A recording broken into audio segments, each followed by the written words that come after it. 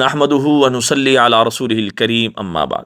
میں قربان جاؤں اپنے نبی علیہ الصلوۃ والسلام پر، جنہوں نے یہ دم ہم تک پہنچانے کے لیے بچھو کے کاٹنے کی تکلیف برداشت کی، اور آج ہمارے لیے نبی کی سنت پر آنا یہ بہت ہی زیادہ مشکل ہوتا جا رہا ہے۔ ہم دن بدن نبی علیہ الصلوۃ والسلام کی زندگی سے دور ہوتے جا رہے ہیں۔ بہرحال تفسیر مظہری میں یہ واقعہ یوں آیا کہ حضرت علی رضی اللہ تعالیٰ عنہ فرماتے ہیں کہ ایک مرتبہ آپ علیہ الصلوۃ والسلام کو بچھو نے کاٹ لیا۔ آپ علیہ الصلوۃ والسلام نے پانی منگوایا، نمک منگوایا، ان دونوں کو مکس کیا۔ جہاں پر بچھو نے کاٹا تھا اس جگہ پر پانی ملا ہوا نمک یہ لگائے جاتے تھے، اور سورۃ الکافرون، سورۃ الفلق اور سورۃ الناس پڑھتے جاتے تھے۔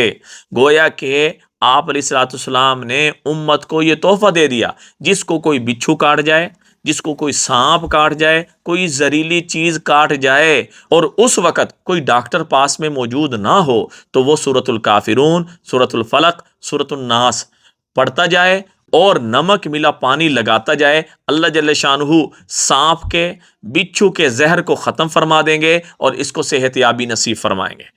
تو یہ دم ملا ہوا ہے آپ علیہ الصلوۃ والسلام کی طرف سے، اس کو ساری کے سارے مسلمانوں میں خوب پھیلائیں، سب اس کو کریں، دعاؤں میں یاد رکھیں، صدقہ جاری سمجھ کے شیئر کریں۔ السلام علیکم ورحمۃ اللہ وبرکاتہ۔